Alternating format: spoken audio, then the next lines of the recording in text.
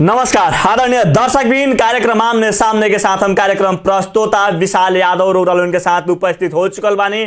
समसामयिक विषय पे निरंतर चर्चा कार्यक्रम आमने सामने के साथ रहुआ लोग देख रहे बानी। कार्यक्रम आमने सामने के लेकर के आज हमने के साथ में बहुत ही चर्चित चेहरा, युवा के ढुकढुकी, युवा के साथ निरंतर जनता के साथ में एकदम जनता के भीड़ में रहे वाला नेता हमनी के साथ में आज भूमि व्यवस्था, कृषि तथा सहकारी मंत्री मध्य प्रदेश के जनार्दन सिंह छेत्री सर के आज अपना स्टूडियो में उपस्थित करेले बानी। वहां से समसामयिक राजनीतिक घटना परिवेश में हमने व्यापक चर्चा करें। वहां के मंत्री भइला के बाद में गृह जिला में अभी वहां के आयल बनी और गृह जिला में अइला के बाद जनता से निरंतर जनसंपर्क, जनता से भेंटघाट, युवा से भेंटघाट, जनता के साथ में जनता के नेता से वहां के चिन्ह ला सबसे पहले कार्यक्रम आमने सामने में हम मंत्री जी के स्वागत करें। स्वागत है मंत्री जी कार्यक्रम आमने सामने। धन्यवाद सर। मंत्री बहनी एक खातर अपने के पहले बहुत बहुत बधाई बाटे। प्रसाद क्षेत्र नंबर 3 के ख से निर्वाचन क्षेत्र के जितना भी जनता बानी वहाँ लोग अपने के मंत्री भइला के बाद में एकदम संतुष्ट और खुशी प्राप्त कैले बानी। वो जनता लोग सबसे पहले रोग क्या कहे के चाहे? हम जनता जनार्दन के प्रति आभार प्रकट करें, आभारी भी बनी, सदैव ऋणी भी रहे जनता के कि यह जनता लोग हमरा के निर्वाचित करके भेजल रहे और निर्वाचित करके भेजलक। ओकरा बाद में उहे लोग के आशीर्वाद से, उहे लोग के मत से जीत के, उ लोग के आशीर्वाद से हम प्रदेश के सांसद बनी। आज प्रदेश सरकार के एगो मंत्री भी के रूप में उपस्थित भइल बनी। और तो ऐसे का बा कि सारा जौन हम आज हमार उपलब्धि बटे इ मुकाम पर हम पहुंचल बनी, इ जनता के देन हो, जनता के आशीर्वाद हो। ऐसे जनता के प्रति सदैव हम नतमस्तक बनी और जनता के प्रति हम ऋणी भी बनी। मंत्री जी जहाँ तक बात करें, पर्सा जिला में 5 गो मंत्री देख रही बा। मध्य प्रदेश 2 गो, प्रदेश सरकार 2 गो मंत्रालय दिला बा, संघ सरकार 3 गो मंत्रालय दिला बा। अब की बार विकास के बाढ़ बही, अब की बार विकासे विकास हुई, अब की बार विकास ना हुई तो पर्सा जिला में कहियो विकास ना हुई कह के आम जनस में इ चर्चा रहल बाटे। विकास के अपेक्षा आम जनता इ 5 मंत्रालय से कितना के राख सकत बाटे?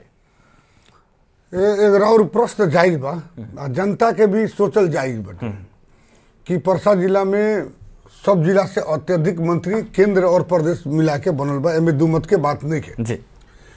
लेकिन एकरा संग संग का बाटे, एक और बात बाटे कि पर्सा जिला से संघ और प्रदेश में मंत्री हमने के बनल बनी सन, तब विकासे मंत्री कम हो गई बा। विकासे के मतलब जनता, अभी के जनता का बुझता स्कूल बना देनी, स्वास्थ्य के खोप लाग गई अथवा स्वास्थ्य के नियमित चेक जांच भइल, व सिंचाई के भइल अथवा कुलो पदेरों को भइल अथवा कृषक के सब्सिडी के बात बाटे, इहो एगो विकास है। लेकिन ओकरा के लोग नजरअंदाज करेला। लोग तनका करीब 100 मीटर एगो कोनो गांव में ढलाई हो गई तो लोग को बड़का देखे वाला काम हो गया, बड़का काम हो गया। कहीं मंदिर बन गई तो वहाँ फलना के मंदिर बना दिलन, कहीं धर्मशाला बन गई तो फलना के धर्मशाला बना दिलन। इस चीज का कि तुरंत लोग के वाला चीज है। लेकिन कृषि के लगानी, स्वास्थ्य के लगानी, शिक्षा का लगानी जल्दी ना लोग के वाला बा। जैसे हम जो कृषि मंत्रालय के बनी, आज कृषि मंत्रालय में जो लगानी है तो आउटपुट तनका टाइम लग गया उसमें, तो तुरंत के तुरंत बेनिफिट तो ना लोकल। तो बयान लोग का कैले ढलान तो एगो बनैबे ना कैलन, हाँ एगो स्कूल बनैबे ना कैलन, एगो धर्मशाला बनैबे ना कैलन, एगो मंदिर बनैबे ना कैलन, एगो मस्जिद ना बनैबे।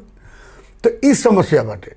अब औरियो मंत्री संघीय बन लोग, तो एगो मंत्री भइल बनी तो वहाँ का हो गल बनी करे प्रशासन के मंत्री, कर्मचारी मंत्री, कर्मचारी के व्यवस्थापन करे के सरुआ बढ़िया, हाँ एने कानून, एक आदमी बा कानून मंत्री, तो उनको बाकाते कानून से संबंधित बाटे, विधि विधान से संबंधित बाटे, देश में कानून निर्माण करे के प्रक्रिया में बा, और न्यायाधीश के, सरकारी वकील के, इस सब के नियुक्ति के प्रक्रिया अंतर्गत बा। उनको खास विकास के प्रत्यक्ष संलग्न मंत्रालय नहीं है। अब तनका खाने पानी मंत्रालय बा, खाने पानी मंत्री बा तो कॉल बटियन बोरिंग वोरिंग गढ़ियन, हाँ तो तनका जनता के लोग के बा।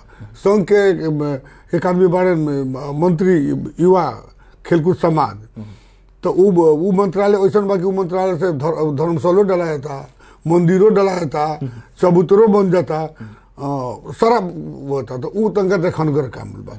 तो ऐसे का बा कि हमनी के प्रयास बा, मंत्री नहीं रनियसन, एगो सामान्य सांसद भी रनियसन, तो वो समय में पहल करके ढलान भी भइल बा, धर्मशाला भी बनल बा, स्कूल में भी बजट गइल बा, खाने पानी भी गइल बा, सब सेक्टर में करीब करीब बजट हमनी के गइल बाटे।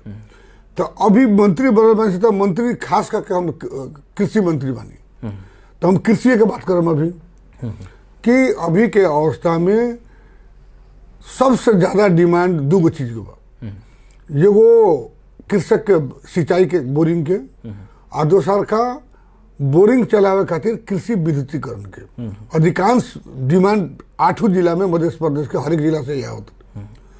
अब इनमें स्वाभाविक भी बा, जहाँ कृषि जुटल वहाँ पानी जुट गई, खेती से तो पानी जुटी न, मैंने हम कहते मॉल तक बादों में आई, आ चाहे मॉल नहीं डाले सकल किसान, कितनों मरा जाए तो पनिया रही तो खाए भर के धनवा तो होइए जा भाई, कितनों मरा तो खाए भर के तो निकल जाए किसान के, भूखे तो किसान ना मरी, और समय पर मॉल मिली तो उससे उत्पादन और बढ़ी, ये अलग बात बाटे। तो सिंचाई के जोन बाटे, जोन कृषक के लिए अत्यावश्यक बाटे, एकरा पर हमनी के विचार कर रहा बैसन और एकरा पर फोकस हमनी के दे रहा बैसन। वही तरह से जब बोरिंग होला था तो वहाँ बिजली चाहिए, तो उसे कृषि विद्युतीकरण के उनमें भी हाईलाइट आदमी करता कि बेसी से बेसी काम आदमी कर सके और किसान के राहत दे सके। अब ओकरा लिए का बाकी बजट के व्यवस्था के बात बा। कृषि मंत्रालय वास्तव में भेग मंत्रालय, बहुत लम्हर मंत्रालय।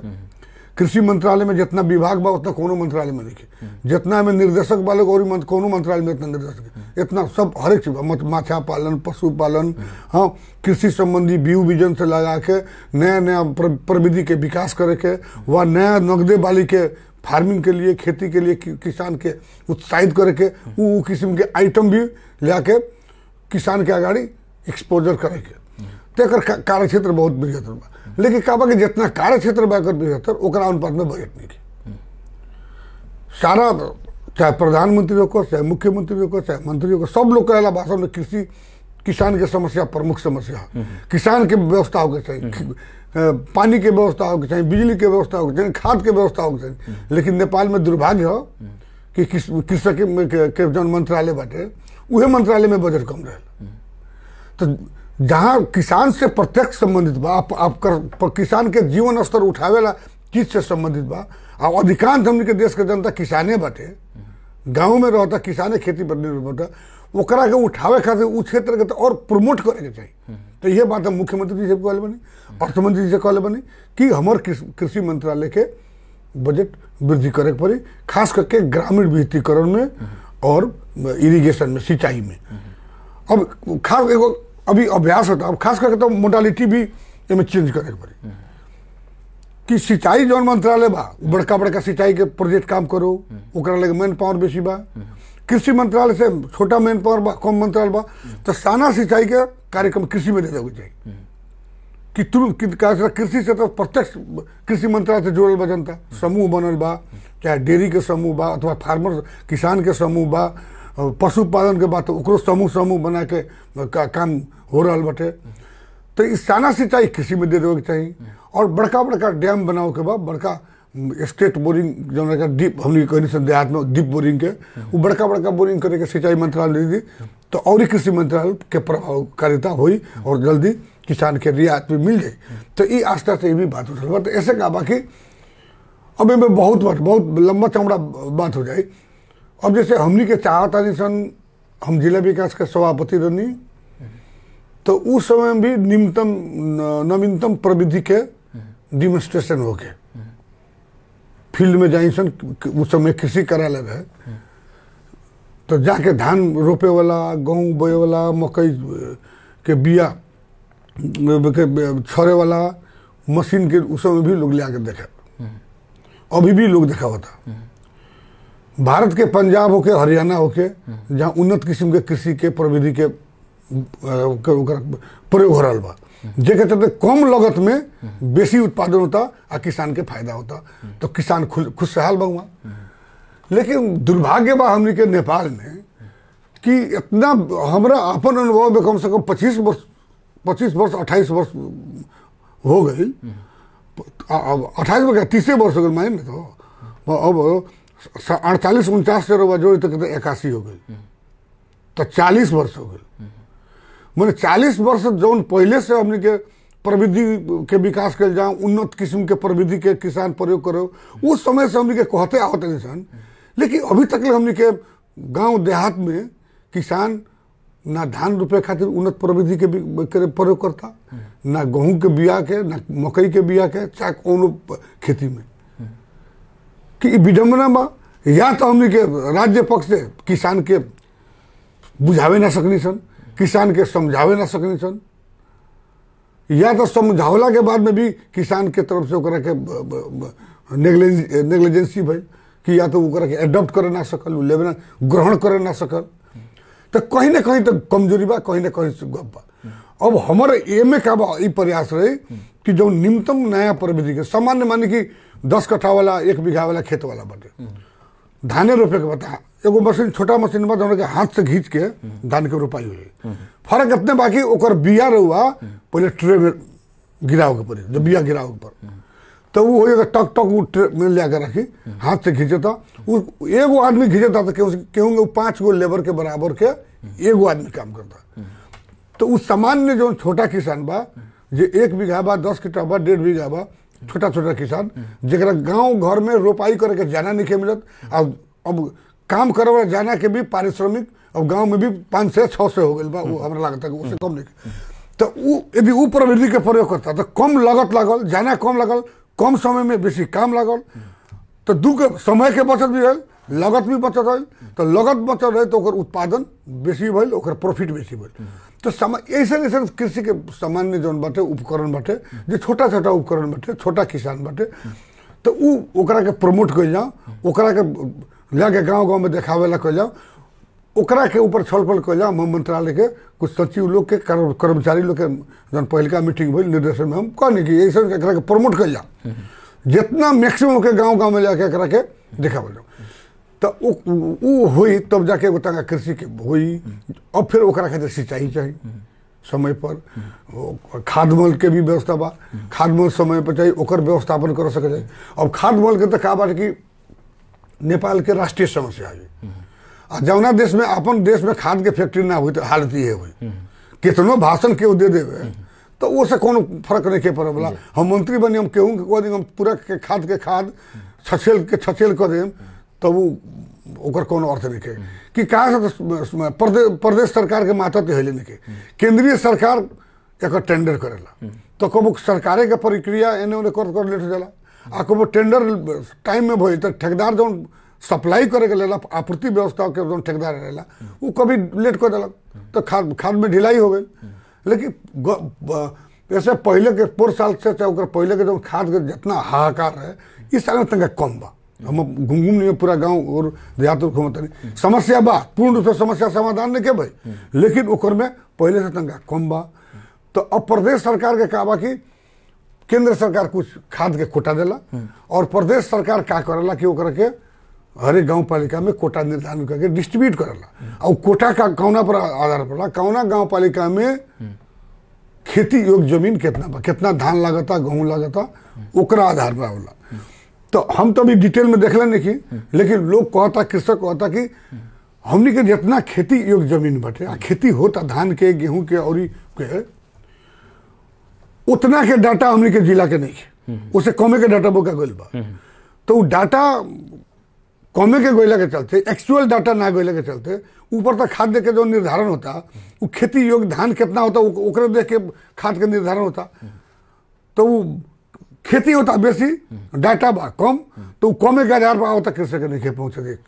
दोसर का बात का बा कि ऊख बा, मकई बा, नगदे वाली बा, एकर मल के जो देवेला कोटा बा एकर समावेश नहीं है।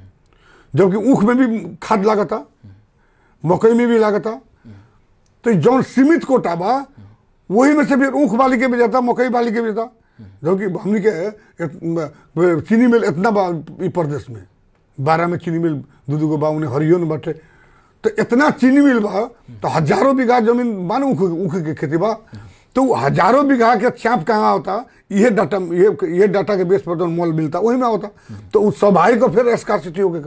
तो एकरा के करेक्शन करे के कहेंगे, करेक्शन ऊख के भी और नकदे वाली जौन जौन छूटल बा मोल के देवेला में ओकर काउंट नहीं कल गई, ओकरा के समावेश करे के ई भी हमारे प्रयास बा कि उ समावेश हो जाए तो कुछ मोल के कोटा और कृषक के बढ़ जाए, प्लस हो जाए। अब जहाँ तक मंत्री जी बात कैले, वो एगो शिक्षित बानी, शिक्षित व्यक्ति बानी, एगो शिक्षित व्यक्ति पर्सा से निर्वाचित होके रुआ मंत्री पैने। अब यहाँ रुआ भूमि व्यवस्था, कृषि, सहकारी 3 गो बात कैले, ये तीनों में राउर कार्य अवधि भर में कैसन कैसन नीति नियम के सुधार आ सकता, कैसन कैसन नीति नियम बन सकता, कैसन कैसन में परिवर्तन हो सकता, तंगा प्रश्न बताई ना जनता के। ठीक बात है। कृषि के क्षेत्र में तो आगाड़ी हम जन बात करते हैं कि सिंचाई के फोकस कर जाई, कृषि विद्युतीकरण पूर्व साल में भी प्रदेश सरकार बजट छुट्टी रहे, लेकिन काम नहीं ना हो सके। जौन बजट बा में थप के ओकरा के फिर किसान के खेत में सिंचाई के लिए बिजली ले जाए वाला काम ओकर कल जाए, और ठाव ठाव में बोरिंग के जहाँ आवश्यक बाटे देख के ओकरा के भी व्यवस्था कल जाए। कृषि बीजन के बाटे ओकर जो सही तरीका से सही जगह पर सदुपयोग होको ओकरा के भी व्यवस्थित करे जाए, पारदर्शी होको। कहा से तो वालन के मीडिया के मार्फत हमनी के था होला कि पारदर्शी ना भइल, बीउ वितरण में पारदर्शी ना भइल, अनुदान में पारदर्शी ना भइल, ओकरा बाद में रहुआ अनुदान के जो कृषि सामग्री होता मिलता, चाहे ट्रैक्टर होके, चाहे पावर टिलर होके, चाहे पंपी सेट होके, और भी बहुत चीज़ बाटे, दवाई छीटे वाला टैंकी होके, चाहे पशु के क्षेत्र में बाटे बकरा पालन के जो विपन्न किसान के देवे, विपन्न गरीब के देखे हरवा चरवा कार्यक्रम बा, गरीब बा ओकरा के बकरा उन्नत जात के बकरा देवे के बा। तो ये जितना भी बाटे और भी बहुत ज़्यादा कार्यक्रम बा कृषि के अनुदान वाला कि एमे पारदर्शी ना भइल, ये सामान भी हुने खाने मन चले पाए। हमनी के पहले सुनले बनी सन, मीडिया में देखले बनी सन, केहू जे माननीय बा, केहू के ससुर के मिलल बा, केहू के सार के मिलल बा, केहू सांसद के मिलल बा, किसान जौन एक्चुअल बा ओकरा नहीं मिलल, लेकिन गलत के मिलल। मीडिया से सुन ले हो ना हमरा तार नहीं के, लेकिन मीडिया में आयल बात हमको कहता नहीं आ लोग के कहल बात करते, तो ओकरा के छानबीन कल जाई कि उसमें गलत मत होको। तो कृषि काले ये पशु वेटनरी अस्पताल के उद्घाटन बिल्डिंग के, तो वहाँ भी हम कहले बने कि अब से एकदम पारदर्शी होके चाहिए, सूचना दबावे वाला काम ना होके चाहिए कि ऐसा पत्रिका में निकाल दी सूचना कि केहू के थाहे ना मिली तो किसान निवेदन देवे के जाए, जानकारी हो तब न हो। तो ऐसे का बाकी जो प्रचलित पत्रिका बाटे उमें दो दबावे काम मत हो न को, आप जे लक्षित वर्ग बा उहे वर्ग के सुविधा सरकार जन अनुदान देता, चाहे माछा पालन में होके, चाहे पशुपालन में होके, चाहे कृषि के अन्य क्षेत्र में होके, जौन कार्यक्रम सरकार कृषि मंत्रालय के द्वारा बाटे उमें लक्षित वर्ग के मिलो, पारदर्शी हिसाब से मिलो। ये एगो बात बोली। दूसर का बात का बाकी एगो हमार का बाकी भूमि व्यवस्था ना कृषि के अंतर्गत, जैसे पहले जेटीए पशु संबंधी डॉक्टर प्राविधिक गांव में जाके सेवा देते रहे लोग। तो पहले वो सारा का सारा पशु कार्यालय या कृषि कार्यालय से वो खटे ठाव में ऑफिस रहे, सेवा केंद्र है, अभी तो हट गए।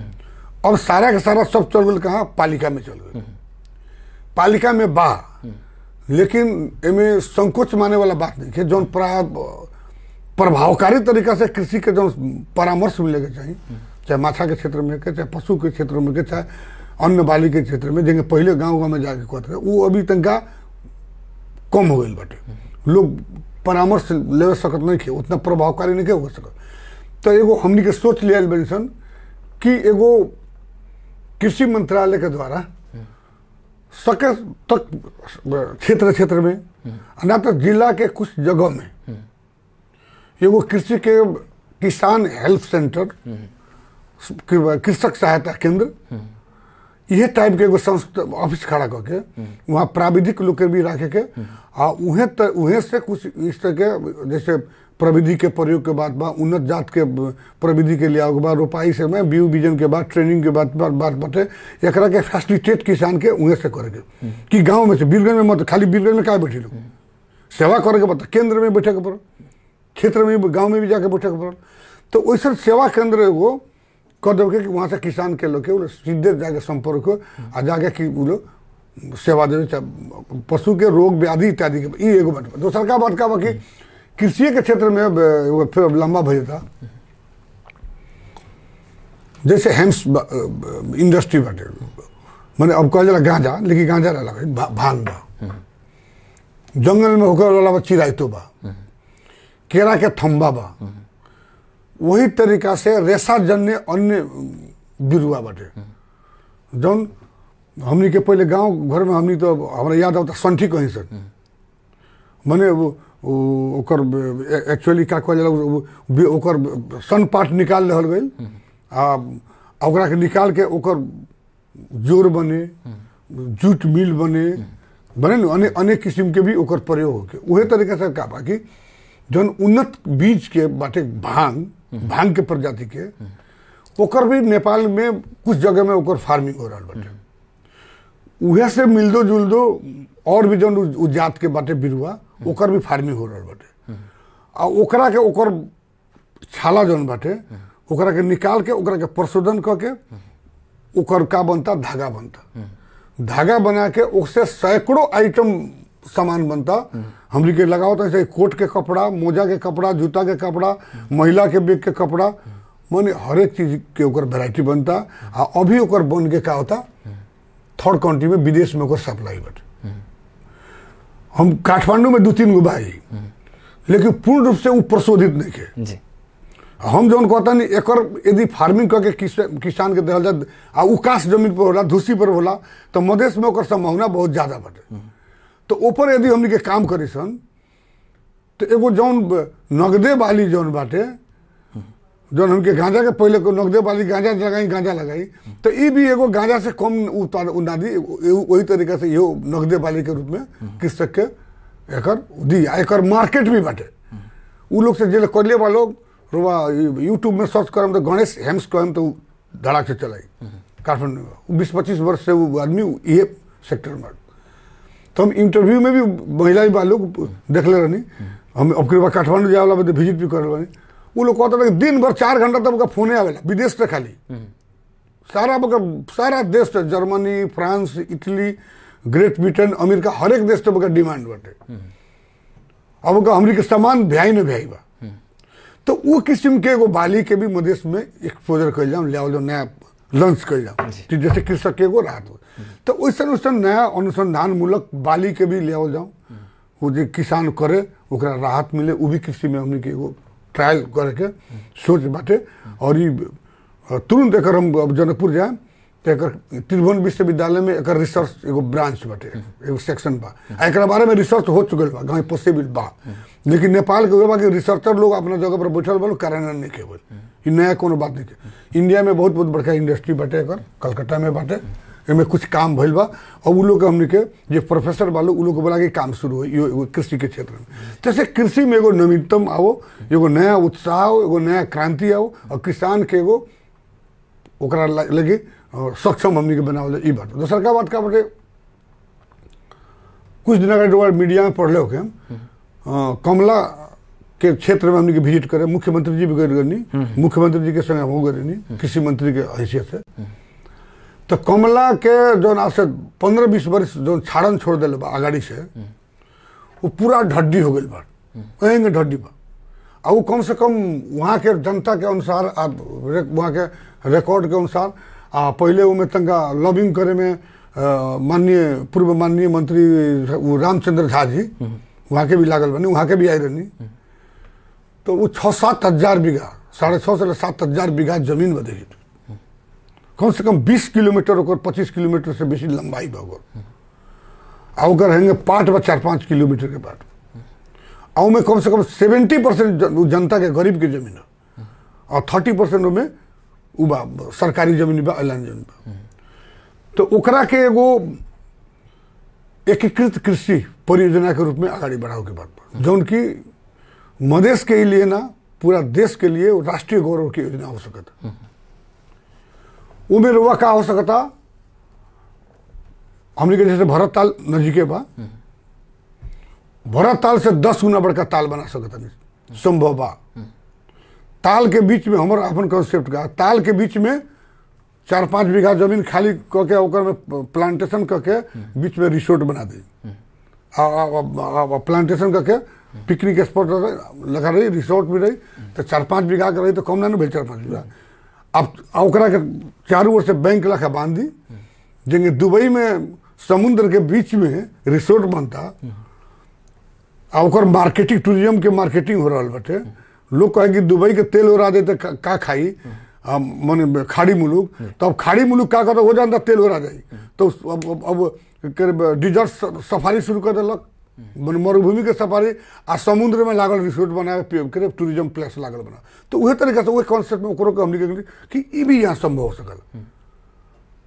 कम से 6,000 बीघा बा, 7,000 बीघा के में रही ताले रही, आ बीच में 5-6 बीघा का रही टापू लखा रही, डेंगी से लोग जाई इंजॉय करी, रिसोर्ट में बैठी डेंगी से करी, उमें माछा पालन हो जाए। आ ओकर का बाकी जमीन जकर जमीन जितना बाटे वो अनुसार से शेयर निर्धारण कर दी। शेयर निर्धारण कैला के बाद में वो टूरिज्म से, वो माछा पालन से जितना आमदनी हुई, वहाँ के जितना वो किसान ओकर जमीन पर बा ओकरा के वो शेयर अनुसार से ओकरा लाभांश मिली। दोसर का पशुपालन के लिए जबरदस्त जगह बा, पशुपालन भी हो सकता वहाँ, कुखरा पालन हो सकता, बंगूर पालन हो सकता थे। वहाँ के किसान के प्रमोट वहाँ कैसे पशुपालन के लिए चाहिए चरण क्षेत्र के लिए पर्याप्त जगह बा। नया जात के वहाँ चरण क्षेत्र के घासे मैदान बना दी, वहाँ घासे मैदान समूह रही, घास मैदान से ले आई, पशु के व्यवस्था हो, चरण की व्यवस्था हुई, तो उससे भी किसान के जीवन स्तर बहुत बड़का हो। लेकिन इनमें अरबों रुपया के बा लगानी होगी, खाली प्रदेश सरकार के संभव नहीं है। लेकिन एगो काम का हम कर जा रहा बनी, कम से कम हमारा कार्यकाल में ओकर डीपीआर बन जाई, टेंडर अब तुरंते हुई। हम मंत्रालय के सचिव लोग के बोल दिल बनी कि अगर काम तुरंत शुरू करके अगर टेंडर कर दोगे, डीपीआर चाहिए ना, डीपीआर हो तो केंद्रीय सरकार से कहे के पड़ी, वह वैदेशिक नियोग से भी कह सकता नहीं, कोई डोनर से भी कहता नहीं कि हमने की पॉवर्टी एलिवेशन के लिए रोबलंग सहयोग करें। तो वो मध्य प्रदेश के बहुत बड़का एगो मध्य के गौरव के कृषि के क्षेत्र की योजना हुई। तो ऐसा योजना के हमने के और जगह भी पहचान करके ओकरा के फोकस करे के प्रयास हमने के हो रहा बा। और पशु के क्षेत्र में बा, पशुपालन के लिए भी बाटे उन्नत प्रविधि के प्रयोग करे के, और चल एज यूजुअल कार्यक्रम तो बढ़ले बाटे, अनुदान देवे के वितरण करे के, सब तो बढ़ले बा। लेकिन स्वस्थ पशु ओकर समय में जांच ई सब करे के, ओकरे ई व्यवस्था सुलभ तरीका से। और पहले भी कहनी कि गांव में जाके सेवा देवे वाला केंद्र के स्थापना करके एकरा के केंद्रीय प्रमोटर जे एकरा बारे में छलफल अभी जारी बाटे। किसान लोग के भी हमने भेला कराम सन, उ लोग से भी आइडिया ले जाए कि बहुत आइडिया तो किसानों से होता। अब जैसे बहोदरे माई बा, विश्रामपुर एरिया बा, भावरा टार बाटे, ये सब तरकारी के पॉकेट एरिया बा, और वहाँ के किसान लोग के गुनासो बा कि जब तरकारी के सीजन में इतना ना तरकारी हमने को होता कि मार्केट पहुंचाओ में दिक्कत होता, खपत में, तो ओकरा के स्टोर करे के खातिर कोल्ड स्टोर नहीं के उ ना भइला के चलते बोका तरकारी हमने के लेदी काट के बोका गाय भैंस के खियाए थे। कितना दुखद बात पड़ी कि किसान उतना मेहनत करके उपजावता, लेकिन वो कोल्ड स्टोर के व्यवस्था नहीं के आ उ लेदी काट के खियावता। तो वैसा जगह के पहचान करिए, कहाँ कोल्ड स्टोर बना होगा, कहाँ रहो तरकारी संकलन केंद्र बना होगा, कहाँ कृषि उपज संकलन केंद्र बना होगा, वह जिला में पहचान करिए कि प्रदेश के और जिला में, परसा जिला के भी कहाँ कृषि मार्केट की व्यवस्था कर सकता। जैसे कृषि मार्केट में शेड की व्यवस्था कर सकता नहीं, बाजारीकरण के ओकर बाजार लगावे वाला व्यवस्थित बना सकता नहीं। तो वो भी हमारा दिमाग में बा, ऐसा चीज के भी लिया के किसान के सुविधा खातिर देवल जाए। उसे चाहे खेती करे वाला किसानों को, चाहे दुग्ध व्यवसाय, चिलिंग सेंटर तो दुग्ध व्यवसाय के चाहिए नो। जैसे सबसे बड़का हमने के प्रदेश में मौली बा, सब तरीके मौली के डेयरी सामुदायिक बटे मने। अब आंदोलन भर सुनबे करनी वो लोग के आए लोग कम से कम 5-6 करोड़ 7 रुपया वो लोग के दूध वाला लोग के पेमेंट नहीं के मिले, जरा चलते आई रहो डेलीगेशन कि मंत्री जी सहजीकरण कर दी, हमने अभी तक भुगतानी नहीं के डीडीसी कैले। तो डीडीसी के मैनेजर लोग के रख के भी वहाँ जनकपुर में बालो उन लोग से भी बात भर के तुरंत किसान के दूध के भुगतानी। गरीब किसान दूध ले आके उतना मेहनत करके दूध ले आता, दूध लेके ओकर व्यवस्था करो। उ लोग भी अपन कुछ समस्या कहलक ओकरा बारे में फिर हमनी के बोल बा कि बेहतर बैठ के में छल करे। तो वैसे दूध बेचा बा आ उ लोग आवत रहे एगो चिलिंग सेंटर नहीं के कहत रहे लोग तो कितना कर तो कहलक लोग ओकर मशीन के किने के 13-14 लाख रुपए में हो जाए। तो सामान्य से छोटा छोटा भी जो किसान से संबंधित समूह बाड़ सन, चाहे डेयरी वाला हो, चाहे पशु वाला मासू उत्पादन वाला की भी बात बटे, चाहे कृषि ऐसे छोटा छोटा जब जहाँ दूध वाला चिलिंग सेंटर बा, चाहे भी कोई भी तरकारी फल फूल अनाज रखे वाला कोल्ड स्टोर बाटे, ओकर अनाज के उपज के कलेक्शन सेंटर बाटे, एकरा के पहचान करके ओकरो के आगाड़ी काम करवाई, आगाड़ी बढ़ाओ। एमे अनुसंधान शुरू बा आ छल फल शुरू बा कि ऐसा कहाँ कहाँ हमनी के दे सके। तो एक बाटे हमनी के मंत्रालय के सोच बाटे कि सर्वसुलभ तरीका से किसान के खेती फायदा होके और जितने साधन स्रोत बा अधिकतम एकर परिचालन करके किसान के सुविधा देवल जाओ, ये हमनी के सोच बा। कृषि खातर किसान लोग खातर सहज होई कह के बोलन के सोच रहल बाटे। और भूमि व्यवस्था और सहकारी के बात कइल। अब भूमि व्यवस्था तो क्या बात कि भूमि व्यवस्था के तो प्रदेश को अभी तक एने नहीं बनल है। स्टार्टिंग प्रारंभिक अवस्था में हमनी के बानी सन, जैसे गुठी के जमीन भइल अथवा वही तरीके से मठ मंदिर के जमीन भइल व सरकारी जमीन भइल, एकरा के सबके व्यवस्थापन केंद्र कइल जाई प्रदेश के अंतर्गत बाटे। कानून में नेपाल के संविधान में दिले बाटे कानून में। तो ओकर अब हमनी के छलफल एकदम बैठक भई रहे। तो एकर कार्य विधि बनावे के आ एकर कानून बना के संसद से पास करे के प्रारंभिक स्तर के एकनी के मसौदा करे के काम के थाली के शुरुआत करे के हमनी के कर दिल बेंसन निर्देशन देहल बा कर्मचारी लोग के ओकर अब काम ओकर शुरू होई। दूसर का बात का अभी फिर भूमि व्यवस्था में सबसे बेसी धनुषा जिला में समस्या बा, जानकी गुठी के और बहुत ज्यादा गुठी के जमीन जौन बाटे कि जेमे उमे अपचलन के बेसी लोग के गुनासो बाटे। तो अब रह गए तो करे खातिर नियमन करे के तो कानून बनावे के पड़ी, कानून बना के तब न करे के पड़ी, चाहे परसा जिला हो के चाहे मध्य प्रदेश के कोनो जिला हो के जहाँ जहाँ गुठी के जमीन अपचलन भइल बा वा अन्य जमीन बाटे तो ओकर नियमन करे के लिए कानून चाहिए, ओकरा के प्रारंभिक मसौदा करे के उ सब छलफल हो भइल बाटे। अब आगाड़ी बढ़ी विधेयक आगाड़ी बढ़ावल जाए ओकरा के कृषि मंत्रालय से, भूमि व्यवस्था मंत्रालय से। आ सहकारी तो इतना जटिल बा, जहिया हम गईनी ओकरा बिहाने बोले 15-20 गो निवेदन आ गए सहकारी के ठगी के। हाँ सहकारी ठगी के कि हेंगे हेंगे सहकारी ठगी बा। काले ऋण बचत सहकारी लोग, सहकारी में भी बहुत किस्म के सहकारी बहुत किस्म के सहकारी बा। तो कल ऋण बचत सहकारी संस्था लोग के कल कार्यक्रम वहाँ सबके रखे रहनी, बोलो नहीं हम गए नहीं, सम्मान करी लोग वहाँ सब कहनी, वहाँ लोग के धन्यवाद बा। लेकिन वह कार्यक्रम वह हम कहनी कि जनता के सुलभ तरीका से सेवा होके पड़। सहकारी बचत में सारा खराब ई बात नहीं की, लेकिन बेसी बिगड़ले बा बड़का बड़का सहकारी जो बाटे नु उहे बिगाड़ दिले बाटे। अब सरकार के नियम बा सहकारी में 16% तकले मात्र करे के, तो 18% केंगे दे दिलक। साना पहला बीरगंज के 18% केंगे दे दिलक। तो एकर नियमन ना भइल, इस सब के छानबीन के करी, वो नियमन जो सरकार करे के चाहिए, अनुगमन सरकार के करे के चाहिए, वो प्रभावकारी उस समय में ना हो सकल। प्रभावकारी तरीका से भई रही तो आज सरकारी सहकारी की ये अवस्था विकराल अवस्था ना होगी। लोग के भी बुझे के चाहिए कि जौन सहकारी बेसी नेपाल सरकार तोकला बा उसे भी बेसी हमरा के बचत में पैसा देता, तो ये कहाँ से लिया देता, कौन प्रक्रिया से लिया देता। तो वैसने ठगी प्रवृत्ति के जौन जनता के ठगे वाला जौन बाटे, देखिए अब कितना दुर्वस्था बा। मकई बेच के रखे वाला, रिक्शा चलावेला, ठेला चलावेला, ऐसा गरीब किसान, गरीब मजदूर, कर्मचारी आपन जितना तलब मिलल बा, भत्ता मिलल बा, सब जाके सहकारी में धइल बा, लेकिन ओकर आजीवन कमाइल संपत्ति ओकरा स्वाहा हो गइल। कितना दर्दनाक कहानी भाई।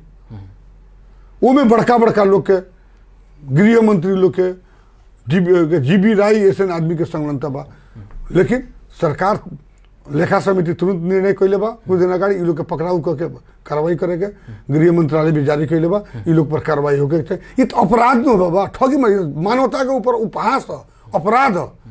एगो डॉक्टर साहब के हम इंटरव्यू सुननी देखले रहनी, हम बेचारा एकदम आंख में से बरबर आंसू देकर रोत रहे कि उम्र उनकर बुढ़ा गए बने, हम जितना कमैनी उतना जाके सहकारी में डल रहनी, हम बर्बाद बनी, हमारा दवाई किने के तकले पैसा नहीं कैसे कहाली लग दो अवस्था देख। तो ये का बाकी एक नियमन यदि शुरू से भई रही तो कम से कम इतना अवस्था ना तो, लेकिन अब सरकार जागल बटे संघीय सरकार कि एक नियमन होके चाहिए, आ ओकनी के जितना संपत्ति कमैले वालो सारा सीज होके चाहिए, आज उ लोग के क्षतिपूर्ति मिले के चाहिए सहकारी वाला के। ऐसे एगो का भइल प्रदेश वाला हमनी के होश खुल गई समय पर जी। अभी तो हमनी के सहकारी के मंत्री बनते मात्र में 5 निवेदन आइल होश खुल गई वाला के सीधा और वही आएगो ये सानो पहले लगायत अन्य जो सहकारी कहते मात्र के सहकारी बने को के जीबी राई, सहकारी बने के रविला मिश्र, प्राय बात सहकारी जहाँ बात होते मतलब लोग के दिमाग में रविला मिश्र, सहकारी करते होते जीबी राई। तो ऐसे कहा बा कि प्रदेश सरकार से सचेत बा कि जौन पहले के जौन त्रुटि होके आयल बटे ओकरा के दोहरियाना ना देवल जाओ, और तुरंत सहकारी संबंधी प्रदेश के आपन कानून निर्माण करके आपन कानून विनियम नियम बना के एकरा के अनुगमन करे के, और सिस्टम में जितना सहकारी बाटे मध्य प्रदेश के ओकरा के सिस्टम में लिया काम करे के। एकर पहले तो विभागों ना रहे मध्य प्रदेश में, बल्ल बल्ल विभाग गठन भइल बा, वो विभाग में कर्मचारी के बहुत अभाव बाटे, कर्मचारी है नहीं तो, लेकिन तुरंत अब ओकरा के कर्मचारी के पद पूर्ति करके और सहकारी के एगो प्रदेश भर के जितना सहकारी बा लोग हर एक जिला से बुला के एगो इंटरेक्शन करा के, और उ लोग से और सरकार सहकारी विज्ञ वालों उ लोग के भी रख के बेहतर छलफल करा के सहकारी के संबंधी एगो नियम कानून करा के बनाओ के आगे प्रक्रिया बढ़ाओल जाए। और हमें में बहुत सजग बनी सहकारी के बारे में कि समय में एकर नियमन करी जाए, जितना सहकारी बा जौन ओकरा के आजकल के प्रविधि के युग में सीधे मंत्रालय के वेबसाइट में ओकरा जाए के पड़ी कि दिन के दिन का होता वहाँ बैठल बैठल सारा था लग जाए कि फलना परसा जिला के कोनो अमुक सहकारी में आज के दिन में है भइल बटे। तो ई पारदर्शी हिसाब से और कानून और परिधि के भीतर रह के उ करे वाला वही हिसाब से नियमन करे के काम हुई। हमनी के कुछ सहकारी विभाग हमार नोटिस भी जारी करे रहे, एग्जैक्ट तो याद नहीं है, लेकिन 9 से समथिंग सहकारी मध्य प्रदेश में दर्ता बटे। लेकिन अगर सूचना पाई तो करीब करीब लाता कि 200 के 250 के बीच में मात्र संपर्क में अभी तक ले आयल बटे। फिर वो लोग शायद नोटिस वोटिस प्रक्रिया अनुसार आगाड़ी बढ़ी, जे लोग संपर्क में ना आई ओकरा के कार्रवाई करके दर्ता खारिज कर देते। यहाँ खाली नहीं नाम खातिर कल भी ठीक ना भइल, छोटा छोटा फायदा लेवे के भी लोग सहकारी करता, लेकिन बाद में ओकर फंक्शन है क्या होता, रिकॉर्ड में देखा होता है इतना सहकारी बा लेकिन फील्ड में फंक्शन में नहीं के, तो ओकरा के भी अनुगमन कल जाए, नियमन कल जाए कि जे जौन सहकारी फंक्शन में नहीं के ओकरा खारिज कल जाए, जौन सहकारी काम करता ओकरा के बैठ के छलफल करके प्रदेश सरकार से जौन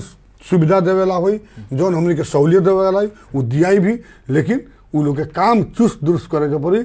हई तेल पाइच वाला कहीं से सुनल जाए तो तुरंत एक्शन में जाए वाला काम हुई, जनता के राहत दे वाला काम हुई, बहुत जनता के आंसू बहा के आ जनता के दुख दे के जे पैसा कमाए के प्रवृत्ति जे सोची ओकरा पर प्रदेश सरकार कार्रवाई करे। अब जहाँ तक मंत्री जी बात कैले पर्सा जिला से, अब जैसे पर्सा जिला में 14 गो पालिका देख ली, बड़ा जिला में 16 गो पालिका, पर्सा जिला के 14 गो पालिका से अभी तक कौन कौन पालिका से बजट के मांग करे खातिर वाला गई बाटे कृषि में? अब कृषि में तो करीब करीब बहुत पालिका से लोग 14 गो गई वालों की 12 गो 10 ना 14 के 14 तक देखे गए, मैंने वहाँ के प्रमुख है चाहे उप प्रमुख, लेकिन कोनो ना कोनो माध्यम से टच में रिप्रेजेंट हो गई बा वहाँ के लोग। अब पालिका के प्रमुख ना हो प्रमुख है, कहीं दोनों ना आये तो वहाँ के जनता बा वड़ा अध्यक्ष आयल, वड़ा अध्यक्ष कहीं नहीं खेल तो वहाँ के पब्लिक बोलता 14 गो पालिका का समय कहा से। तो अब तो डेली हम गाँव में जाता नहीं, वार्ड में जाता नहीं, हम तो वार्ड लेवल से विजिट के शुरू कैले बनी कि वार्ड में जाके सीधे वार्ड के जनता से भेंट कर तो वहाँ से बात ही होता, हर एक जगह से बात रोबा कहनी वो बात आ रहा बा। सक्षम होके सके मंत्री जी 14 गो पालिका में पर्सा जिला के बात के लिए, मध्य प्रदेश के बात के लिए, मध्य प्रदेश में पालिका जो देखल सब पालिका में सक्षम होके सके। हम रोवा के पहले ही कहनी कि किसान से जुड़ल कृषि मंत्रालय हो आ सब केहू कहेला कि कृषि के हक हित के बात कहेला, किसान के सिंचाई के मल के पहले ही कहनी, लेकिन दुर्भाग्य बा कि बजट कम कृषि मंत्रालय में रहला। बजट कम बा, जितना बजट में बा ओकरा भीतर में वह हम मुख्यमंत्री जी से अर्थमंत्री जी से बात कर रहा बनी, जितना बजट थप आई वो जितना बजट है मैक्सिमम से मैक्सिमम जगह में कह जाए। अब एक बेर सारा के सारा मध्य प्रदेश का हम कायाकल्प कर दे वो हम दावा नहीं कर सकते, लेकिन अधिकतम जितना बजट के हो सदुपयोग हो, जितना करें उतना कर सकते हैं। हाँ, जो बजट अनुसार से और एस्टीमेट अनुसार से उपलब्ध बजट में जैसे रुपा 48 करोड़ बाटे वित्तीकरण में, तो उतना में तो नगण्य मात्रा में 8 जिला में तो नगण्य मात्रा, एक एक पालिका में जाम तो 10 करोड़ 12 करोड़ 15 करोड़ के खर्चा बाटे। तो साधारण स्रोत के उससे भाई उतना कल जाए। मध्य प्रदेश में बीतल समय में जो मंत्री लोग में चर्चा देखल गई रहे कमीशन व्यापक चर्चा देखल गई। पोस्टा जिला के हर पालिका के अध्यक्ष लोग लगभग बहुत ज्यादा कमीशन मध्य प्रदेश में दिल दे रहे लोग, बहुत पालिका अध्यक्ष लोग, बहुत पालिका का मेयर लोग स्टेज पर भी बोलक लोग जो हम कमीशन दिले बनी के अन्य जिला के बात कर अपन पर्से जिला के बात कर। लेकिन अब की बार के मंत्रालय में नेकपा एमाले, नेपाली कांग्रेस, जनमत, अब की बार के मंत्री लोग के कमीशन चलता कि कमीशन के सिस्टम बंद हो गया। और बात प्रश्न बाटे नु, प्रश्न हाउस में बारंबार उठल बाटे। मंत्री के पीए के चिट्ठी आतंक, जैसे योजना पड़ गई तो मंत्री के पीए चिट्ठी ले लेलक आ बार्गेनिंग लागल करे, एक व्यापक रूप में हाउस में संसद में बात उठल बाटे। कांग्रेस पार्टी जिम्मेवार पार्टी, नेपाल के लार्जेस्ट पार्टी, एमाले भी बड़का पार्टी बाटे, मध्य प्रदेश में एमाले लार्जेस्ट पार्टी बाटे। अब सारा का सारा प्रतिबद्धता भइल बाटे, मुख्यमंत्री जी भी प्रतिबद्धता कैले बनी कि आवे वाला दिन में चिट्ठी आतंक बंद रही। जन कमीशन के दुर्गंध पूरा क्षेत्र में फैलल, प्रदेश में फैलल, बाहर फैलल, ओकरा के नियंत्रण कल जाए। अब मुख्यमंत्री जी के प्रतिबद्धता बा, हमनी के उनकर मुख्यमंत्री जी के कैबिनेट के सदस्य हैसियत से मुख्यमंत्री के प्रतिबद्धता के प्रति हमनी के भी उतने प्रतिबद्धता बा कि हमनी के जौन मंत्रालय में बानी सन ई किस्म के चिट्ठी आतंक ना हो। और हम वचन देता नहीं कृषि मंत्रालय के, वो हमारा मंत्रालय में तो संभव है नहीं कि अब जहाँ के लक्षित वर्ग के योजना मिलल, जहाँ पर उहे के लोग बनाई, उपभोक्ता बनाई, उहे के लोग करी, उहे के साथी भाई लोग मिलके काम करी लोग नहीं के। और लागता कि एम परिवर्तन हुई। यदि कांग्रेस और एमाले जिम्मेवार पार्टी बा और गठबंधन के सरकार बा ऊपर भी नीचा बाटे, तो खाली प्रदेश के सरकार में मंत्री बने के, मुख्यमंत्री बने के, वा केंद्र में मंत्री बने के, प्रधानमंत्री उतना ही खातिर गठबंधन नहीं के भाई। एक और बात नहीं, गठबंधन के और भी उद्देश्य बा। गठबंधन के और ही उद्देश्य का बा कि नेपाल के संविधान में व्यवस्था बा कि हरेक 10 वर्ष में संविधान के रिव्यू करेंगे, कमी कमजोरी बा, कोनो थप घट करे वाला काम बा, व तत्काल के आवश्यकता के परिप्रेक्ष्य में कोनो दफा उपदफा फिट नहीं के होकर तो ओकरा के फिट करके फिर दोसर दफा उपदफा करे के कानून के में व्यवस्था बाटे। और कहीं के भी कानून लकीर के फकीर ना होला, कहीं के भी संविधान लकीर के फकीर ना हो, वो समय अनुसार चलायमान हो, समय अनुसार परिवर्तनशील होला। तो ऐसे कहा बा कि नेपाल के संदर्भ में भी नेपाल के निर्वाचन प्रणाली समावेशी और समानुपातिक के व्यवस्थापन वैज्ञानिक पद्धति के आधार पर ऐसा किस्म से कल जाओ कि जौन है आजकल सरकार हो गल बा, नेपाल हो गल बा मंत्री उत्पादन करे वाला फैक्ट्री, मॉल उत्पादन करे वाला फैक्ट्री नहीं है। हम एगो मंत्री होके भी बात बोलता नहीं कि मंत्री उत्पादन होके वाला फैक्ट्री हो गल का है। तो ऐसा ना सिस्टम निर्वाचन प्रणाली बाटे कि ऐसे यही अनुसार से चलल तो दूर दूर तक ले भी कोनो पार्टी के बहुमत ना आई। आ जब कोनो पार्टी के बहुमत ना आई तो यही तरह त्रिशंकु सरकार बनी, 6 महीना में सरकार अइयन, 6 महीना में जइयन, आ लोग मंत्री बनत रही, आ जात रही, आवत रही, जनता के विकास होके ना सकी। का है तो सरकार स्थिर ना रही, सरकार स्थिर ना रही तो ब्यूरोक्रेसी काम ना करी, ब्यूरोक्रेसी काम ना करी तो विकास का सारा चीज ठप हो जाए, जनता के सुख सुविधा ठप हो जाए। तो ऐसे कहा कि पहले स्टेबल गवर्नमेंट होकर पड़े तब न विकास हो। तो स्टेबल गवर्नमेंट बनावे खातिर निर्वाचन प्रणाली में सुधार करे के पड़ी। और ओकरा में क्या होता है, जब भी गठबंधन के लोग बोलल तो कुछ पार्टी के साथी लोग क्या बोल दिलक कि दल के जो विपक्ष में बस सरकार में नहीं ये तो गठबंधन कह रहल बा, जनता के खून पसीना से शहीद से आयल बा, समानुपातिक समावेशी एकरा के उड़वावे के बात करता, गलत बात है। समावेशी समानुपातिक तो रहबे करे, भारत के संविधान समावेशी समानुपातिक नहीं के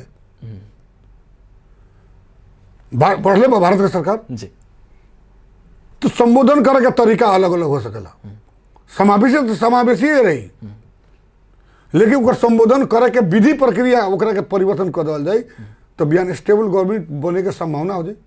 जैसे हम मानता नहीं जे भारत में बाटे दलित के सीट बा, महिला के सीट बा, आदिवासी के सब क्लस्टर के अलग अलग सीट बा, तो काहे ना नेपाल में भी डायरेक्ट फाइट कर देवल जाए। जो समानुपातिक में कुछ विवाद भी बा, राजनीतिक दल के बदनामी भी बा, आवत में बदनामी के बात, ये फलना दल अपना बेटी के रख दिलक तो केहू अपन समधिन के रख दिलक, केहू केकरा के रख दिलक, केहू कहीं पैसा के चल खेल से समानुपातिक में हो गई, तो ओकर खेले उड़वादी सिस्टम में भी एगो परिवर्तन करी। समानुपातिक सांसद लेकिन खारिज होके चाहिए अपने के बात हम बताओ तनी ओकर समानुपातिक के प्रतिनिधित्व करे के प्रक्रिया के बारे में छलफल होके के चाहिए। तो ओकरा के केंग एडजस्टमेंट करे के बा, अपर हाउस में जाके अपर करे के बा कि सीधे ओकरा के डायरेक्ट फाइट करे के, जैसे प्रत्यक्ष आप महिला के सीट परसा के 1 नंबर सीट हो गई महिला सीट, कोनो पार्टी का ही महिला लड़ी, परसा के 4 नंबर हो गई दलित सीट हो गई, कोनो पार्टी उम्मीदवार दी दलित के दी, कोनो आदिवासी के कोनो मानी के 2 नंबर क्षेत्र हो गई आदिवासी के दी। तो ई का होगी वो एक बेर के लिए एगो क्षेत्र में एक बेर के लिए जाए और देश भर में रोटेशन हुई। एगो परसा जिला में रही बात देखे न, देश भर के जिला में रोटेट करी नू उतना संख्या में समावेशी भी काती समानुपातिक के हिसाब से समावेशी बनाओ पड़ी, वही हिसाब से बनाओ पड़ी। तो ओकरा के काके डायरेक्ट फाइट करी, तब जाके दलितों चुनाव जीत के आई, महिलाओं जीत के आई, मुस्लिमों आई, चाहे अदर क्लस्टर के जो क्लस्टर में बटे वो आई। ना तो यहाँ तक क्या होता कि जैसे महिला के करीब देव के भाई टिकट लो हमनी के पार्टी से अब संविधान में तोकल बा महिला के देंगे बा, तो अब खोजाता कि सबसे कमजोर क्षेत्र कौन बा, तो वहाँ जाके महिला के दिया गई। जीते वाला जगह पर महिला के मिलबे ना करी, जीते वाला जगह पर दलित के मिलबे, वो पार्टी के सबसे कमजोर सीट हुई वही पर जाकर ओकरा लड़ा देगी। लेकिन यदि कमजोरों सीट पर वो लड़ाई तो सरकारें वो किस्म के विधि निर्वाचन आयोग विधि बना दी तो दल के तो कोनो में आवश्यकता नहीं खनो, जौन क्षेत्र तोक दलक पार्टी अपन उम्मीदवारी कर दो। तो ऐसे कर वैज्ञानिक पद्धति से अनुसार के व्यवस्थापन करे खातिर संविधान संशोधन के बात ये गलत अफवाह है कि समावेशी हटा दी। अब भारत में उतना बड़का देश बा, अमेरिका उतना देश बा, ओकरों से बेसी सांसद हमनी के चाहिए। तो इनमें पुनः जनता तो आवाज उठाओ बा, मीडिया तो आवाज उठाओ बाटे, तो एकरा बारे में पुनर्विचार करे के पड़ी कि ना पड़ी जी। लेकिन ये बात से उनके आवाज उठाता तो अन्य पार्टी के लोग अन्य दल के लोग तो कह रहा ना संघीयता खतरा में, संघीयता धराप में लोग डालत कह के, ऐसा भी चर्चा देखल ताटे। स्थानीय तह में भी पालिका घटाऊ वार्ड बढ़ाऊ अभियान के जो चर्चा चल रहा बाटे, इस सब अभियान पर अन्य पार्टी लोग का आरोप रहल बाटे जे लोग संघीयता अब खतरा में डालता कह के, काथी कहे एकरा बारे में? जनता कहता, बुद्धिजीवी वर्ग इस देश के कहता, सारा इंटेलेक्चुअल कहता कि सांसद की संख्या बेसी हो गई, चाहे संघीय सांसद हो चाहे प्रदेश के सांसद कहता कि नहीं कहता। जनप्रतिनिधि की संख्या घटाओ के पर इतना बड़का दफा राज्य के शक्ति के स्रोत से जो साधन सुविधा दिया रहा बा तो जनता के विकास काट कर दिया था, कहाँ से जाता? जनता के टैक्स के पैसा ना हो, तो टैक्स के पैसे से विकास होके चाहिए। तो माननीय लोग के, मंत्री लोग के, सांसद लोग के, मुखिया जी लोग के, सरपंच जी लोग के खाली सुविधा में चाहिए। तो ऐसे ही ये कांग्रेस ये माले के मात्र भर्सन हो, ये तो पूरा जनता के भर्सन बा, अधिकांश जनता के भर्सन बाटे कि संख्या घटावल जाओ और एकरा के पालिका के भी संख्या घटावल जाओ। संख्या घटाओ करके पालिका भी कम करे के पड़ल और लम्हर पालिका हुई तो लम्हर कार्य क्षेत्र हुई, लम्हर कार्य क्षेत्र हुई तो ओकर एरिया भी अधिकार भी ऐसे भी कार्य बेसी हुई। जब कार्य क्षेत्र अधिकार और सब बेसी हुई तो ओकर का ओकर चार्मिंग भी बेसी हुई। अभी भी गांव पालिका के बने बहुत गांव पालिका के अध्यक्ष के कह दो चलो विधानसभा में लड़ते ना जाइए लोग ना कोई लोग हम गांव पालिका में लड़ मेरे में रहे एकदम तो बात तो बुझते बने ज्यादा खोले के ना पड़ी अब अगर वही तरीका से कि दूगो पालिका मिला के एगो नगर पालिका बना दो देता खर्च घटता वो खर्च घट गई कम खर्च में आय स्रोत बढ़ गए आय स्रोत बढ़ गई ग्लैमर भी बढ़ गई ग्लैमर भी बढ़ गई हाँ इतना जनसंख्या में इतना में पालिका के मेयर हुए पालिका के अध्यक्ष में तो ऐसे कहा बाकी ये जो प्रश्न उठल बा ऐसे कोनो संहिता के लेना देना नहीं है ये कुछ लोग रोटी सेके के बात है यानी ये कुछ पार्टी लोग समानुपाती के लिए रोटी सेके के बात बटे ऐसा संहिता केहू के चल से संहिता केहू के कह के नहीं के संहिता आंदोलन से आयल बा जनता के डिमांड अनुसार संहिता बा जब जनता कह दी सारा जनता उठ गया कि ना हमने के ना संहिता चाहिए वही दिन संहिता खारिज हो सकता लेकिन अभी जनता पक्ष में बा संहिता के तो 5 गो लोग के चिलौला से संहिता धर्मनिरपेक्षता लोकतंत्र गणतंत्र के कोई खतरा नहीं है ये सब वही याद बात है नेकपा एमाले और कांग्रेस के जौन गठबंधन के सरकार देखल बाटे गठबंधन के सरकार लोग कहतनी नीति नियम बनावतनी सन कानून बनावतनी सन कानून के हिसाब से नीति नियम के हिसाब से हमनी मध्य प्रदेश में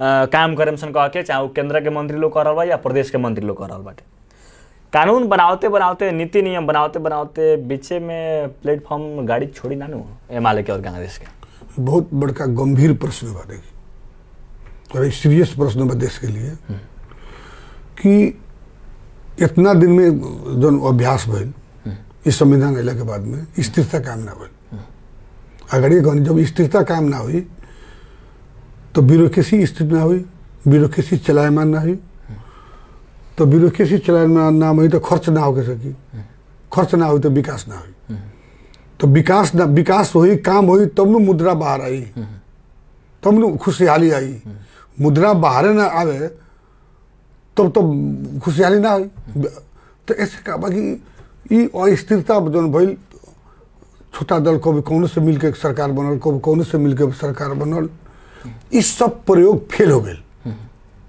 अंतिम प्रयोग ये बाँचल रख और जनता के चाहना रख हम जहाँ जाते हैं लोग कहते हैं काय नहीं कि भाई कांग्रेस एमाले के हई मिला के बना देश के हई छोटका छोटका के दुकान दौरी बंद हो जाओ सामाजिक संजाल में भी चर्चा सामाजिक हई बिना काम के हई छोटका छोटका मंत्री दौड़ के कैबिनेट मंत्री बन जाता दौड़ के हेने के जाके मंत्री बन जाता दौड़ के होने के जाके मंत्री बनता तो बड़के दलवा मिल के सरकार चलाने दो कि स्थिर सरकार आई तो कुछ विकासो हो सब कामों हो तो जनता के भी चाहना रख अभी अंतिम प्रयोग देश में हो रहा बा कि बड़का दूगो दल मिल के गठबंधन में गइल बा आ ओकरा संगे कुछ छोटका दल गइल बा कुछ हमरा लगता भविष्य में आवेला भी बटे एक मिनट तो ये नेता कांग्रेस और एमाले के नेता लोग के गंभीर ये लोग के अग्नि परीक्षा बा हमनी के भी अग्नि परीक्षा बा आ हमनी के ऊपर वाला जो नेता बा लोग केंद्र के उ लोग के भी अग्नि परीक्षा हो उ लोग के दायित्व बा दोनों पार्टी के दल के और सहकर्मी और भी जो दल बटे और खास करके कांग्रेस से मारे के दायित्व बनता यदि जनता प्रति उत्तरदायित्व बनी तो इस सरकार के फुल फ्लेज चलाई और एक स्थिरता दी और हम पहले भी कहनी जो संविधान में संशोधन करे के बाटे वो प्रक्रिया के आगाड़ी बढ़ाई ना तो बिहान जनता यदि इस सरकार भी फेल हो गई तो कांग्रेस एमाले के जनता बक्से वाला नहीं क्षमा ना करे अब कौन पूरे कर महाराज अब कौन अभ्यास कौन शस्त्र बस अंतिम अस्त्र है वही तरह देश के पद्धति में अभी के गठबंधन के संस्कार में ये अंतिम पद्धति अंतिम अस्त्र पर सरकार ना टिकी तो हमने के संघीयता खतरा में जाइए संघीयता तो खतरा में तब ना जाई लेकिन देश के दुरावस्था हुई और जनता के विकास ना हुई तो ऐसे जनता में सिस्टम के प्रति वितृष्णा पैदा हुई तो वितृष्णा पैदा होते जाई तो सिस्टम खतरा में जाए तत्काल तो ना जाई फिर भाषण दी लो कही लो समझाओ जाए लेकिन ये सिस्टम से हमने जान सन तो जनता तो वितृष्णा में जाए एगो दल एगो छोटा होके बड़ा होके एगो ग्रुप तो बन संहिता खारिज हो जाओ एगो दल एगो कहता कि संहिता खारिज एगो कहता राजा आओ देश बचाओ राजा के लिया कह दले तो ये वैसन दल वैसन जौन प्रतिगामी सोच के प्रवृत्ति के जौन समूह बा ओकर मनोबल तो बढ़े ना भाई जी तो ऐसे कहा कि नैतिक दायित्व बा कांग्रेस और एमाले के लीडरशिप के एकरा के बचा के चले के और देश के निकास देवे के, नहीं तो जनता बख्शी ना और जनता के प्रति गंभीर आघात भी हुई। ऊपरला समीकरण सर देखल गई, मध्य प्रदेश के समीकरण देखल गई, नेपाली कांग्रेस और नेकपा एमाले के आम जनता आम जनस में खुशी प्राप्त भइल इस सरकार टिकी और इस सरकार से हमने की उपलब्धि हुई में कहीं शंका के बात नहीं है। जौन सरकार टिकी ओकरा से हमने की उपलब्धि हुई, लेकिन इस सरकार टिकाऊ बा कह के आम जनता में अभी भी एकदम चर्चा रहल बा। लेकिन स्थानीय तौर के गाँव पालिका अध्यक्ष लोग से, नगर पालिका के मेयर लोग से जौन समीकरण होके के चाहिए एक वापस में जगह ऊपर सरकार समीकरण कर लेवा, जगह नहीं चाहिए लोग समीकरण करो, केहू एमाले से हारल बा तो केहू कांग्रेस से जीतल बा, तो इ लोग में समीकरण नहीं देखल गई। लोग कब केकरा घर में माने केकरा पालिका में जाकर ताला मार दी, कब काथी कर दी, लोग के भी एकदम बहुत ज्यादा चरको विरोध। जहाँ तो पालिका अध्यक्ष लोग मीडिया में कह रहा बाटे जो ऊपर के समीकरण जति कैलो जति स्थानीय में थोड़े क्रम सन सीधा कह रहा लोग का काम बा ऊपर के जे कोई हुए करे जे पालिका को तो गैर जिम्मेवारी बात बोलते हो। हर एक पार्टी के सिद्धांत बा, घोषणा पत्र बा, नीति नियम बाटे, तो पार्टी के तो अनुशासन में रहबे करी। हम कहीं हम शेर बहादुर के मन में ना करें, ऊपर वो कहीं तब करें, हाँ गलत कहीं और पार्टी के विधान प्रक्रिया के बाहर जाकर कहीं तो उनको के जवाब दिया। लेकिन पार्टी के जो सिस्टम बा, जो विधान बा पर ओकर संचालन करके कार्य विधि बा ओकरा तो माने के पड़ी न। तो ऐसे का बा कि कुछ स्थानीय तौर में आंतरिक समस्या के लेके, कोई बजट के लेके हुई, कोई निकासा के लेके हुई, कोई विकास के एजेंडा लेके हुई, कुछ समस्या स्थानीय निकाय में लोकल बटे।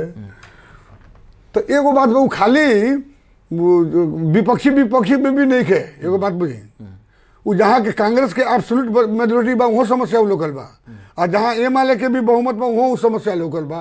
तो ऐसे कहा कि वो लोकल इशू वो पार्टी के चलते नहीं आए, वो लोकल इशू के और कार्य विधि संचालन करे के कुछ लोग के कमजोरी के चलते हुआ बटे। तो ओकरा के सल्टावे वाला काम, ओकरा के ट्रैक में लियावे वाला काम हमनी के कर रहा बन। और तुरंत हमनी के छलफल करके गठबंधन दल के हमनी के बैठक भी करे वाला बन। हम सोच ले सब दल के गठबंधन के बैठक बुलाओ के, और पालिका हर एक पालिका में भी ज्वाइंट जितना निर्वाचित लोग जनप्रतिनिधि लोग पालिका वाइज भी बैठ के बात कराओ के कि विकास के मुद्दा में न्यूनतम बात पर तो हमनी के सहमति में आवे लगन, वो प्रयास करे हमनी के प्रयास जी।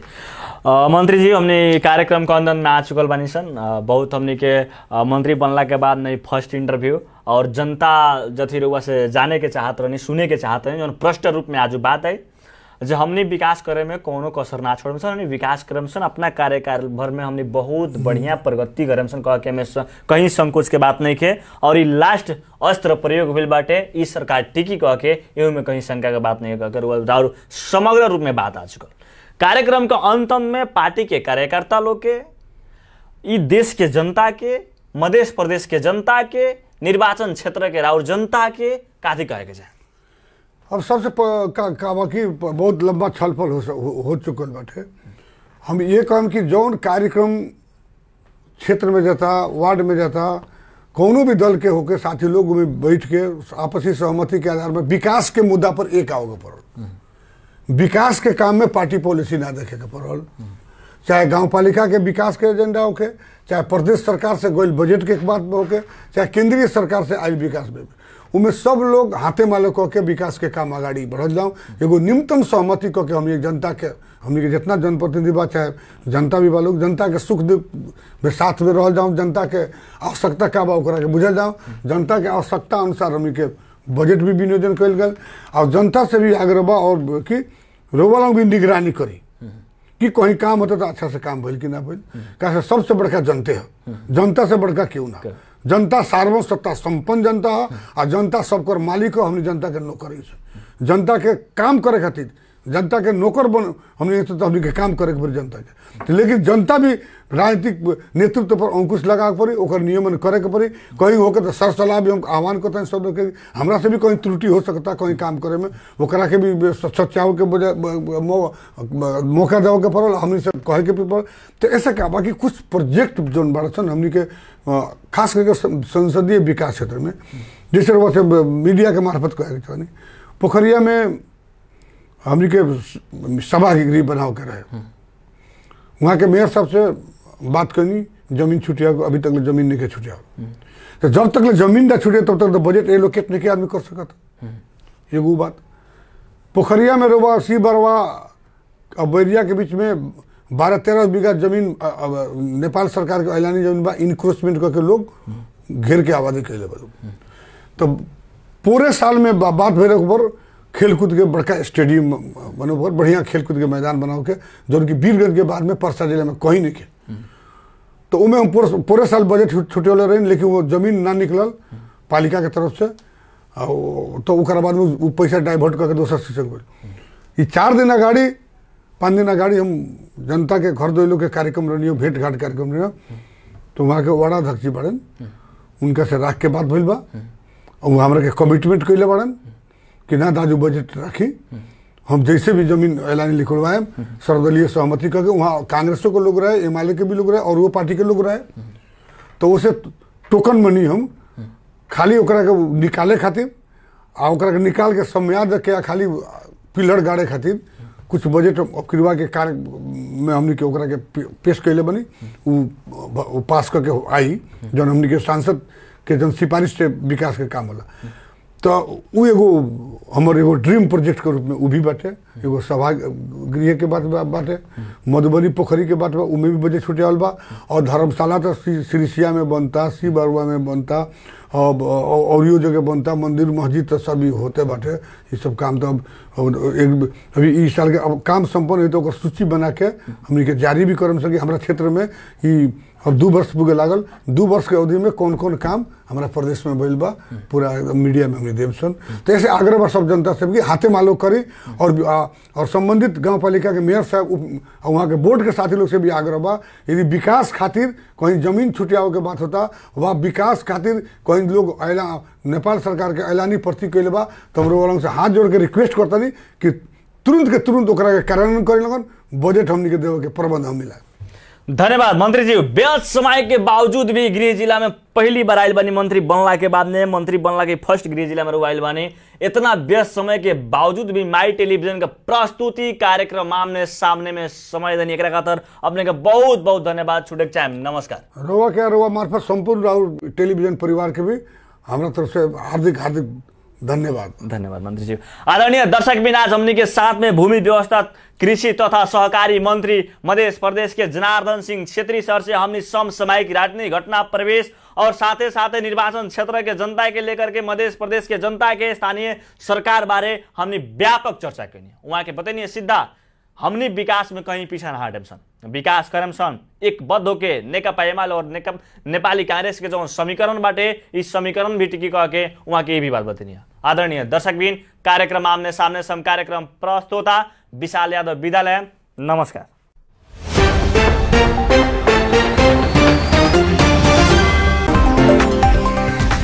यो हो पर्सा टेलिभिजन नेटवर्क र अहिले तपाईं हेर्दै हुनुहुन्छ माई टिभी।